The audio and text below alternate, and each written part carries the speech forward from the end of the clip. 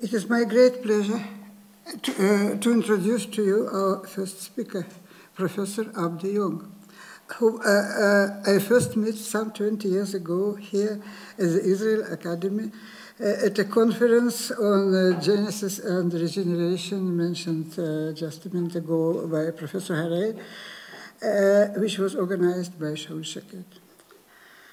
Jong is a professor of comparative religion and religions of antiquity at the Leiden University Center for the Study of Religion.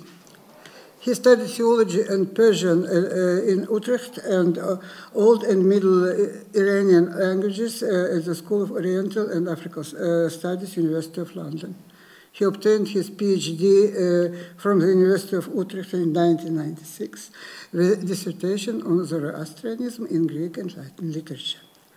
He was a Golda Meir postdoctoral fellow at the Hebrew University of Jerusalem in years 1996-97 and has been in Leiden since 1997. The main focus of his research is the religious history of Iran from the earliest period to the present, and he has extensively published in this field. His current research project is the religious history of the Sasanian Empire. And he will talk today on the elusive nature of Sasanian Zoroastrianism, thinking with and without Shaul. Ladies and gentlemen, it's very important for me to be here, and I'll say some things. I have some personal remarks towards the end of my my talk to explain to you why it's very important for me to be here. But I'll start with the academic stuff first. So, in the 3rd century of the Common Era, the Zoroastrian high priest Kerdir received 2 highly unusual honors. One of these is well known and has been much discussed. The other has only become clear quite recently. And ironically, the one that has been much discussed is precisely the one on which Kerdir does not reflect, whereas the one that is now becoming clear, thanks to a painstaking new analysis of the crucial term bun chanag by Olivia Ramble, is the one that is explicitly discussed in the inscriptions. And this is the transfer by the king of an almost incalculably munificent endowment in perpetuity that would enable Kerdir to maintain and expand royal and other fires, and essentially made him plenipotentiary of the royal practice of religion and hence of the state. The immediate forebears of the Sasanian kings of kings had relied on their hereditary role as wardens of 2 important fires in Stachar as one of the foundations of the prestige of their house, and presumably one of the stepping stones for their rise to power and eventual destruction of the Parthian Empire. Kerdir's inscription suggests that they transferred this traditional privilege to him, that they made him warden of these 2 fires. This has sometimes been adduced as evidence for an unexpected weakening of the dynasty during the reign of Bahram II, but that interpretation relies almost entirely upon an appraisal of the career and of the intentions of Kerdir that seems anachronistic and frankly Orientalist. Yeah? So modern scholars have never taken a liking to Kerdir. They really don't like him. And frankly, they have never taken a liking to priests in general. I think, as it says on the screen, at least it should say on the screen, this is because of a lingering anti-Catholicism in European scholarship. Yeah? So this general adversarial attitude towards him and towards priests more generally has tended to dominate the interpretation of the second unique honor bestowed upon him. And this was the right to put his image and his inscriptions on sites of central symbolic significance for the early Sasanian Empire. It is still sort of almost impossible to comprehend what was going on. So the fact in itself cannot be doubted. Yeah, Kerdir's inscriptions and his effigies on central symbolic sites of royal representation in Pars are in need of interpretation. But this interpretation is not helped by the fact that people don't like him, but it is made more difficult or even impossible by 2 mutually reinforcing circumstances, or rather 2 mutually reinforcing facts of life. The first is a dearth of evidence, and the second is a crippling lack of consensus when it comes to the most promising ways to write the history of Zoroastrianism and the history of the Sasanian Empire more generally. There are connections between these 2. that we need to explore, for what I so casually refer to as a dearth of evidence, is in reality a function of the lack of consensus. As long as we cannot agree on how to write history, we are in no position to gauge how meager or how abundant our evidence truly is, let alone come to an agreement on how to make the evidence speak. The study of Zoroastrianism has always been, and continues to be, and probably will always be, a very small academic field. That was the reason that I could tell, even 20 years ago, I could tell my children, I'm world famous. But it's a very, very, very small world, right? It is a very small academic field, however, with an unusually long and an unusually important history that still remains to be written. Zoroastrianism was the first religion to be taken seriously in European scholarship for its own sake. And it was used, I believe, as a gateway to the recognition of the other religions of Asia as separate individual religions, traditions, or communities, whatever you like. So I believe, even though, as I said, the history still needs to be written, I believe it is an important history to write. There have always been two distinct tendencies in the field. The first focuses on Zoroastrian texts and attempts to understand the religion on the basis of its quite extensive but very unequally distributed textual record. And the second focuses on the living religion and uses historically attested practices and rituals as a key to understand the history of the religion and its legacy. These two are not necessarily in conflict. Often they're not, sometimes they are. But they do result, always and necessarily, in distinct emphases and distinct ways of representing this particular religion. Now, what I meant with unequally distributed textual evidence is probably generally known, but I need to recall this to you before we can move on. The fundamental thing to know about ancient Iran is the fact that it actively resisted any temptation to write down its religious and its literary traditions. So even in contexts where writing was used for a variety of administrative and practical purposes from the Achaemenid period onwards, this use of writing never extended to these two crucial cultural domains. And I understand that this distinction between religion and literature, between religious and literary textual worlds, would strike many of you as being irredeemably anachronistic. But there are important reasons to believe that they represented something real in ancient Iranian societies. So they were located in two distinct social classes, two distinct professions. Priests on the one hand, and minstrels, known as gosan, on the other. And these were subject to different expectations. Even though I'm trying to make a case elsewhere in a paper I still owe Professor Friedman, it is coming to make the case that the underlying assumptions about textuality, so the textual culture, that these assumptions were very similar and were very durable in the Iranian world, surviving even the shift eventually towards the use of writing. So we need to flesh them out a little bit. So minstrels, gosans, possessed collectively a repertoire of stories and cycles of narratives, parts of which they would perform for their patrons. And one of the most important techniques they could apply was to narrate their patrons, or the lineage or house to which they belonged, into these large narrative cycles that I usually refer to as the communal narrative. You may know it as the Iranian national history, but as I explained a few years ago in this very academy, I have objections to that appellation, since it is not a history, it is not a national history, and Iranian in this context means simply Zoroastrian. So the evidence we possess for all this comes from a variety of different sources, but mainly from the final, textually frozen version of this communal narrative in Ferdowsi's Shahnameh, parts of which have preserved for us actual evidence of the ways in which individual members of different noble Parthian families are narrated into the epic cycles by making them trusted servants and knights at the courts of Kay-Kawus and Kay-Khosrow, even though these actual patrons lived many cycles, many generations later than these sort of mythical kings. So there is some real evidence on which to work.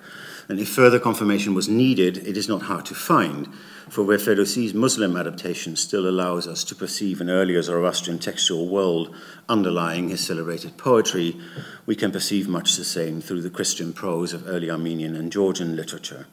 And all of this combined will allow us eventually to build up the courage to claim various Greek and Jewish and Christian compositions as participating in the same literary universe. One can think of the fragments of the Babyloniaca of a certain Jamblichus, which includes a Parthian narrative, the Parthian narratives in the works of Josephus, or the Hymn of the Pearl, all of them having been very much discussed. Yeah? But in these cases, in all these cases, the stakes seem to be higher, or colleagues seem much less willing to consider even the possibility of Iranian echoes or an Iranian presence in these works, or the way I usually put it, of the fact that these works participate in an Iranian culture of textuality. So please bear this in mind, for it will return later. Priests, meanwhile, had a more intricate set of tasks. For their activities included both the transmission of ritual texts, liturgical texts, which needed to be memorized, transmitted, and performed without any changes, and they were responsible for the transmission and further development of a very large body of commentarial or theological or ritual texts that could manage to bridge the chasm between the ritual corpus and the real concerns of real people. And these two enormous pools of tradition, a truly vast textual universe, were seen as one bounded, revealed whole. They belonged together, and they were collectively referred to as Dane, which is usually translated either as religion or as tradition or as revelation. It's one of those terms that is very hard to translate. And Zoroastrians affirmed that the Dane was of divine origin, that it had been given to Zarathustra by Ahura Mazda in a series of meetings, and that it was destined for all humankind. It's for all of us. And they affirmed at the same time that it came in two distinct textual incarnations. One, the one that needs to be transmitted without any changes. So one in a language that no one actually speaks. Avestan is the word we use for it. And that is perfect precisely because no one speaks it. Yeah? So the perfection is included in the fact that it cannot sort of be found anywhere else. And because it is not spoken by anyone, it is incapable of being corrupted. So it is an icon of perfection. There's no falsehood in it. And the sole function of this corpus is that of blessing and praise. Yeah? So it's only used in a liturgical context. The other incarnation of the Dane was meant for us. It came in the vernacular, and various vernaculars probably, and it helped us understand the intentions the wise Lord has with the world and with us humans, and how we can be enlisted as fellow fighters for good in the cosmic battle against evil. It was therefore called understanding, Zand. Now, for us, the former half of the Dane, which we call Avesta, is old, and the latter half, which we also call, following the tradition, Zand, is recent, very recent even. It is, moreover, seen by most, at least for a large part, as a translation of the Avesta. And just as it was important to reject the appellation Iranian national history for the communal narrative, it is equally important to abandon the notion that the Zand is derivative or is a translation. At the very least, we need to abandon this when we try, as I think we must, to understand what pre-modern Zoroastrians themselves believed to be true about this huge corpus of texts. And they thought no such thing. Yeah, we should even go further. Zoroastrians in late antiquity and in the early Islamic period, and that is as far as we can go in tracing this history, did not think of the Dane as a passive body of text in transmission at all. From Shaul Shaked, and trust me, I will say something about him as a person and as a scholar soon enough, Zand was an activity. That was one of the ways in which he sort of transformed my thinking, and I agree. But I think we should even go further. Some Zoroastrians believed, or some priests claimed, and I think it is vital to stress this, that the Dane was, or rather could become, an active force itself in the minds of priests. That some priests could be so advanced in their spiritual development that they could speak the truth, or they could speak the Dane. Yeah, scholars have long struggled with the fact that 95 times out of 100, when Middle Persian texts claim to quote something from Revelation, they do not quote a text that is known to us at all. So almost all of Middle Persian literature begins with the words, this is also clear, or this is also revealed, or he says, or that it is said in the Revelation. Then something appears that we do not find anywhere else. So this led them to assume a gargantuan Zand, almost all of which had been lost. But once again, that may be an interpretation that satisfies us, but it doesn't reproduce anything even remotely similar to how Zoroastrians in antiquity would understand reality. And this is because their textual culture was different to ours and to that of the Greco-Roman world. The two cultures of textuality were, in a word, incommensurable. Yet nothing that speaks to modern readers or that would speak to some Greek or Roman readers would be understandable or would make sense to Zoroastrians in antiquity. The idea of a fixed text with predictable content, the idea of a gracious literary structure, the idea of an author, the notion of textual corruption that can be identified and mended through careful sifting of variants, and obviously also the idea of a literal quotation, because the whole notion of a quotation depends on all these other assumptions about what a proper text is. So in the development of our scholarship, and I think there's nothing to do about it, but it's important to stress it nonetheless. So in the development of our scholarship, we have reshaped Zoroastrianism into something that not a single Zoroastrian from before the 19th century would have recognized. And it is to this extraordinary accomplishment that many of the problems that continue to plague the study of ancient Iran can be traced. The best known example probably is the question whether or not the Achaemenids were Zoroastrians. The answer to that question is yes, they were, incidentally, but anyone brave enough to review the whole dossier, and it is very long and very depressing, the whole dossier of scholarly opinion on the matter, will notice the extraordinary and extraordinarily strange demands that scholars have made and continue to make on the evidence, right? I'll give you some examples. Scholars have noted that the kings never mentioned Zarathustra, that they never mentioned the need to counter the activities of the evil spirit, that they didn't follow supposedly binding rules of Zoroastrianism in the realms of funerary tradition, in the realms of marriage rules, or anything else. So it's just as if early medieval historians would argue that Charlemagne's Christianity was imperfect because it did not reflect the doctrine of salvation that we find in the Heidelberg Catechism, even though Charlemagne lived a full 8 centuries before the drafting of the Heidelberg Catechism and its acceptance as one of the 3 forms of unity by the Reformed Church in the Netherlands in 1618. Yeah? So there are strange things going on, and we are in need, I think, of an attempt at least to understand or to reconstruct how Zoroastrians at any given moment of their history and wherever they found themselves perceived the world, what they thought was going on, what they thought they needed to do, whom they believed they should worship, and how that should be done. These are not extraordinary questions, even though occasionally there may be no easy answers. And it is here, departing from my text, so you have to keep me honest when it comes to the time, I think that a comparison with the very few scholars who work on contemporary Zoroastrian would be very useful. I mean, let's say if you work with contemporary Zoroastrian communities, you will immediately find that there's a wide variety of opinions on just about everything.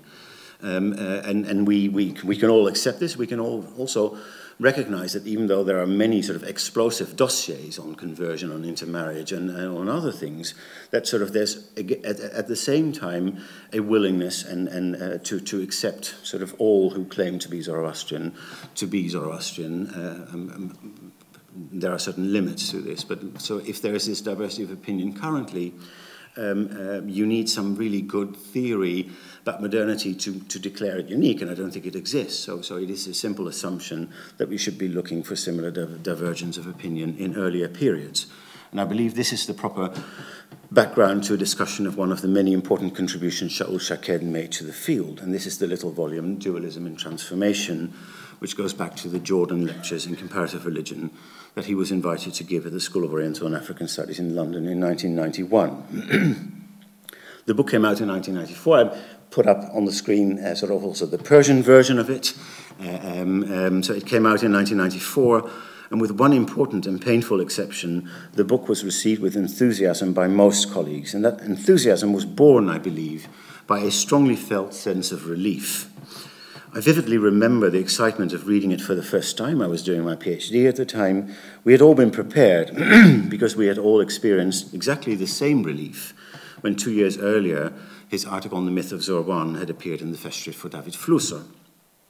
And I think the net effect of both publications, the article on Zorban and the more encompassing Jordan lectures, was a feeling that someone finally was creating intellectual breathing space for us all So he opened a world to us. And finally, we had found someone with all the necessary philological competence in a variety of different and often difficult languages, but also someone with the ability to think clearly, and to locate central questions for the history of Zoroastrianism in a broader context. Much the same should be said about the work of Mary Boyce, who had taken upon herself the unrewarding task of tidying up what in retrospect can only be called the unbelievable mess created by earlier generations of students of Zoroastrianism. And it was extremely painful, therefore, that the one person who was incapable of seeing the merits of Shaul Shaked's intervention was Mary Boyce, who responded to the little book in a most unpleasant article bearing the significant title On the Orthodoxy of Sasanian Zoroastrianism. Mary Boyce was a scholar of many talents and accomplishments. One of those was her enormous talent for writing. She was a great writer, and this is something that male colleagues have often tended to hold against her. So they were, I'm not a psychologist, I can't explain it, but they used it to cast her as sort of overly romantic, a bit girly. It's very unpleasant. So she could use this talent for writing to persuade her readership, but she was also capable of using it to hurt people. And she chose, unwisely, to apply that capacity to the fullest in this one article, whose publication I believe she eventually came to regret. And one of the unintended consequences of the unpleasant exchange may have been the fact that it prevented what the field of Sasanian studies needed so desperately. It prevented an open debate on what it is exactly that we believe we are doing. And that open debate is as much needed nowadays as it was 25 years ago. And it is perhaps even more needed now, because the 30 years that have passed since the Jordan lectures were a period of unprecedented development in a variety of fields relevant to the Sasanian Empire, and not, that will be the point I'm making today, to the study of Sasanian Zoroastrianism. So the most important of these developments did not come from Iranists, but we should probably start with them nonetheless, and they've been very active as well. So enormous advances have been made in the foundations of the study of the Sasanian Empire by painstaking research in important aspects of the empire itself, so on administration, on geography, historiography a little bit, epigraphy certainly, archaeology, art, and military history. This is why you have sort of the complex in Bandian, which was unknown 30 years ago, and the Gorgon Wall, and they've been subject of intense sort of interest. And so as a result, very many new sources have come to light, and most Iranists are involved in the publication and study of these, often to the neglect of sources that have already been known for centuries. We shall hear much more about developments to the east of Iran from Professor Shenkar in a moment, and he is more qualified to speak about these than anyone else in the world, so there's much to look forward to. The study of the western part of the empire, of Sasanian Mesopotamia, went through an almost unbelievable revolution, which is still ongoing. And this revolution was only partially driven by the appearance of new sources, for the fraught political and military history of Iraq since the 1990s has not offered many opportunities for significant archaeological work, and at any rate, archaeology in Mesopotamia, archaeology in Iraq has never been very interested in Parthian and Sasanian finds. They always want to dig deeper, where you will find the real stuff. There is, of course, one category of new material evidence that has already transformed the field and has the potential to take it to new heights, and these are the incantation bowls. And we will hear more about them later today. So as far as I can see, Shaul was a scholar of central significance for the study of the bowls, and wise enough to ensure continuity in their study by encouraging younger scholars to become involved and take on the work. But he possessed something that most with a background in Aramaic rarely have, which is deep knowledge of Iran. He could, as a result, advance the study of the bowls by studying Iranian names and Iranian words in them, but he could especially illustrate to his colleagues in Iranian studies how the bowls can be used in their field, and there's a lot of work that still needs to be done there. This is also true of the other revolutions that took place in the same period, and we do not have time to discuss them in depth, but I think I should mention them at least briefly. The study of Manichaeism was constantly expanding, first through the ongoing process of manuscripts finds from Xinjiang, from Turfan in modern China, that had been awaiting publication for more than a century. So this is basically sort of bringing us finally publishing things that have been lying in Berlin since the early 20th century. But then through the discovery of new and very early Manichaean texts from the Roman village of Kelis in Egypt, and finally through the laborious process, assisted by new technologies, of reading some of the more poorly preserved books from the Medinet Mahdi library, which has been known since the 1930s. So most specialists in Manichaeism were growing ever more confident in their belief that Manichaeism had very little to do with Iran, and saw that assumption confirmed in the Kelis texts. But then, the new reading of the Dublin Kephalaya, which is ongoing, shattered that image, for in the text, which is an impeccable late 4th, early 5th century manuscript in Coptic, the presence of Iranian ideas, of Iranian names, of Iranian literary conventions and themes, including narrative fragments, very reminiscent of the communal narrative, that evidence is so overwhelming that we need to rethink everything once again. And the best way to do this would be to take seriously the Iranian matrix into which Manichaeism came into being, and the same is true, incidentally, for the religion of the Mandaeans. Now, that this is a viable way to achieve progress is evident mainly from quite similar developments in the study of Syriac and Armenian Christianity, and of course in the study of the Iranian context of the Babylonian Talmud. And here we are at a crossroads, and I'm not at all confident. I'm sorry to be sounding unpleasant. I never mean to be unpleasant. Yeah, I'm not at all confident that scholars working in these fields have consistently taken the right path. There is a continuing tendency in scholars working on both textual worlds to pull them towards the West, towards Greek-speaking Christianity, towards Palestinian Judaism, Greek thought, Roman society, and especially to the standards of Hellenistic philology.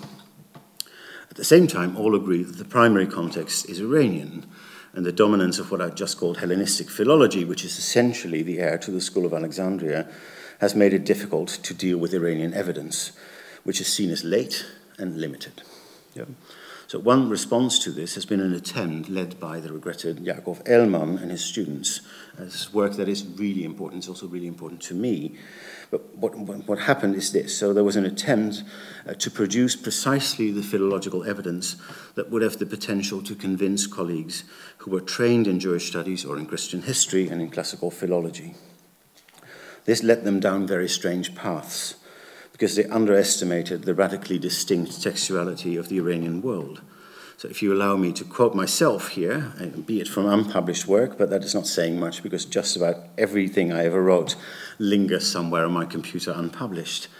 We are working in a world where texts do not derive any significance from having an author, a title, a clear subject, a structure, a date, or boundaries. And that is because in the vast majority of cases they had none of these. And this didn't really change when Zoroastrians moved from a predominantly oral to a predominantly written transmission of knowledge, end quote. So the choice, initiated by Yaakov Elman, to produce philologized editions of Middle Persian texts with the claim that they would be roughly contemporary with the Babylonian Talmud, was a fatal one, because it imposes alien norms onto a textual world that worked entirely differently. And the most extreme case is the recent publication by Mahnaz Moazzami of the Zandi Fragadi Judev Dad, a very long Middle Persian text. I'm extremely happy that it is here. Yeah? Very long Middle Persian text known from only a single manuscript. This is, we should start there, it's a monumental achievement. We should all be grateful for her patient work and for her courage in producing this edition, because it's an open invitation to nasty people like me to say, well, and then different readings and everything else. So I'm really happy it's there. But she chose to reclaim the text as a 5th or 6th century composition, for which not a single piece of supporting evidence can be found. Right, so it's again, I think this is why probably on here, I'm absolutely terrible at following my slides, even though I put on in my text when I should move to the next one. So it will be a disaster, let's say, but the tyranny of philology, the philology with which most of you have been trained, which doesn't work in the case of dealing with Iranian evidence, it will be a disaster if the strong call for taking seriously the Iranian Sasanian context of Manichaeism, the Mandaeans, the Babylonian Talmud, and of Syriac Christianity would end in defeat. But I very much fear that is precisely what may be happening. Now, you will have noticed that I could not say much about similar revolutions or developments taking place in the study of Sasanian Zoroastrianism. That is because there are none. And this is why I felt confident to call Sasanian Zoroastrianism elusive, but it is elusive in a very specific way. Scholars have difficulty seeing it or finding it because they expect to find certain things and are always disappointed when the things they find are not the things they would hope to find. And I see it everywhere. It meets the eye wherever we look, as long as we do not hope to find expressions of Zoroastrianism that are predetermined by developments that took place only later, or that took place only within the limited circles of court priests, or of priests more generally. As far as I can see, not a single author in any source from late antiquity reports any kind of confusion over the religion of the Persians. They may not call it Zoroastrianism, but then again, neither did the Zoroastrians themselves. So if a transformation is needed, I think it should be this. We need to inspect carefully most of our assumptions about religion, about Zoroastrianism, and about Iran. And in order to be able to do this, we need to abandon the constraints of classical philology and of biblical studies as methodological examples we need to follow. If that means we can no longer convince our colleagues, I would assume that they were not likely to be convinced from the start. And we need to find ways to reconstruct what Zoroastrians themselves believe to be true and to be relevant about themselves, about their religion and about the world. And Kerdir's inscriptions may be a better starting point for that process of rethinking than most scholars have been willing to believe. We should never let him define Zoroastrianism alone, but we can certainly owe him a lot of credit for having formulated for us what a person in the early 3rd century wanted to record Zoroastrianism meant to him, and that is a great place to start. So, ladies and gentlemen, in light of the special occasion that has brought us together today, I hope that you will allow me to make some remarks of a more personal nature. Shaul has been a person of the greatest significance for my academic and my personal development and life. I know he had a local reputation of being occasionally a formidable colleague, but I have only ever experienced kindness, support, encouragement, and learning from him. He brought me to Jerusalem right after my PhD, and I cannot count the number of times that he welcomed me and my ever-growing family into his home. Going to Israel meant going to see Shaul and Miriam. I know that I've disappointed him numerous times, and that is a burden I shall have to carry along, but I hope and I privately believe that I also managed to make him happy every now and then. He was granted very many years of being active as a scholar, but he was wise enough to know that he could not finish everything he initiated, and he made the best choice possible, as I said before, to encourage and to inspire younger colleagues to continue in fields that mattered to him. In that encouragement, some of us may have felt that he strongly desired that we would continue along a path that he had set out, but most of us, including me, surely must have felt free to develop our own academic agenda. So his lasting importance resides not only in his voluminous works, but also in the large group of people he inspired, who he mentored, and that was the suitable term used earlier. For all of us, his memory is a blessing personally, and I very much hope that his memory will continue to be a blessing for our little scholarly field. Thank you very much for your patience. So we have time for some questions. Are there any questions? Well, thank you. Thank you very much, Albert. I want first of all, defend Kerdir a little bit. I think we do like him. I certainly do.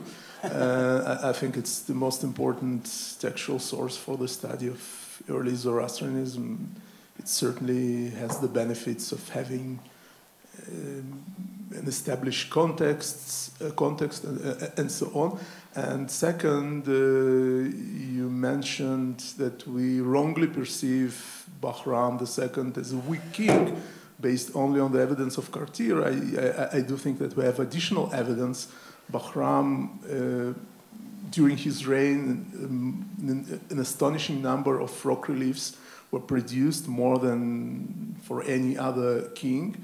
And he's always depicted surrounded by his dignitaries, by his family, and all of them are featured prominently. He's the only king to have a queen and probably a hair depicted on the coins. So at least I always get an impression that these reliefs were at least partly sponsored by the royal house or the people of the court themselves in order to promote them, because he never featured like the emblematic royal hero, and it's really unprecedented. So I do think that we have this evidence for for the extraordinary influence of the people of the court and the royal house during his reign, not only Kerdir. And second, and the question, well, it will be short. If not philology, so what? Well, what should we do, and how should we study Sasanian Zoroastrianism? Well, fair enough. It's never going to be easy, but I don't think. Well, for me anyway, so that argument will not sort of help us much, because there should be room for different types of philology, and in this case, I think it's absolutely needed. So what we need to do, what we need to rethink, is what I call textuality or textual culture or anything else. So we need to rethink the core assumptions about what constituted a text and how they worked. And there is quite a bit of evidence for that, I think. But a lot of the work still has to be done. So philology in the sense of working on the inscriptions will always be necessary. But holding sort of a literary universe up to standards defined by a completely different literary universe is never going to work. That's why it's one of my favorite images. This is sort of the impression it gives, right, of trying to hit a square peg through a round hole. I think that's what we've been doing. So if not philology, I guess my answer would be history. But you're not going to be satisfied by that either. But I think the core thing should be to try and reconstruct to the best of our ability what people themselves believed sort of mattered, what people themselves believed was going on, and how structures of authority, including sort of religious authority, can be reconstructed to have worked. So that's also where I would like. So I also like Kerdir, and not only because he is a source. He is also a very sort of, even though it's very formulaic, etc., with all the necessary caveats, he is a very interesting sort of thinker, and he had a very clear program. So he gives us things to work with. But sort of what you just said about Bahram and the reliefs, well, obviously I need to think more about this. But it strikes me as having roots in precisely the same kind of problem that I'm trying to think about, which is that this is a collective we. So we modern scholars seem to be obsessed with concepts of power and legitimacy that may not be as salient to sort of to pre-modern, non-Western contexts as we believe them to be. And there's, but you know more about royalty than me, but so there's an interpretation of how courts worked or how empires work nowadays, very much in the context of empire studies, that makes me very suspicious, right? So obviously there are things that we need to explain, right? So Kerdir putting his bust in various places where you would not expect it is something we need to explain. I'm not immediately convinced that sort of weakness of the king is a good explanation. I'm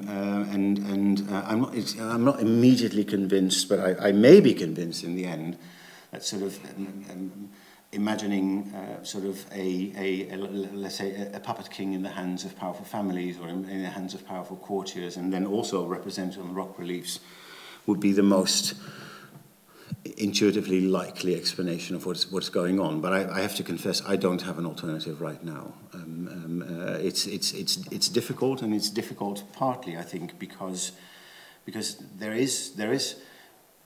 I started by saying there's a dearth of evidence. There is, in a sense, but there's also so much evidence for the Sasanian period because of the huge body of Jewish and Christian and sort of other texts. There is a lot of work that still needs to be done.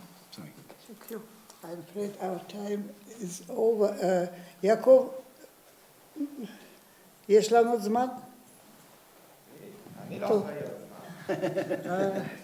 בסדר. טוב, יוחנן. How much research about the Zoroastrian? How much research about Zoroastrianism is conducted in contemporary Iran?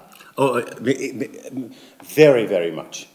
But very much is really good. So Iranian higher education is very functional. Students are trained very well, especially in philology, so in relevant languages.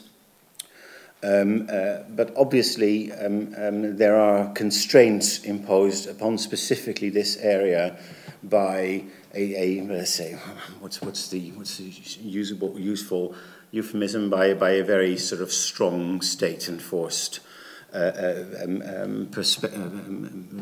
perception of reality. Yeah, so it's difficult to study religion. I mean, the study of religion is very poorly developed in Iran because it is too sensitive in a variety of in a variety of contexts. So there's an enormous amount of work being done. Very little of it is received in the West because all of it is published in Persian, and therefore difficult to access, and it is difficult to know what is there to be found. And much of it comes, and this is something I've been working on. So much of it comes under the rubric of mythology, and it always makes me uneasy a little bit, because one of my pet theories is that there is no Iranian mythology. Zoroastrianism doesn't have a mythology, and there's a reason for this. And so let's say mythology in the sense of meaningful narratives about the gods doing things with us humans, they don't exist. The gods they lack personality, they lack life, right? They don't marry, they don't have children, they don't do anything. They also have all these abstract names. But the mythology, so Osture or Satir, is there, I think, as a way to be able to discuss sort of Zoroastrianism as a religion without coming into open conflict with the claims to majesty of Islam.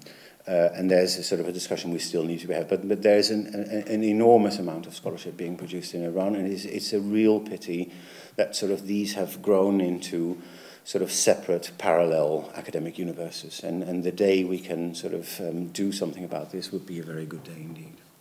Okay, thank you very much. Yeah, thank you.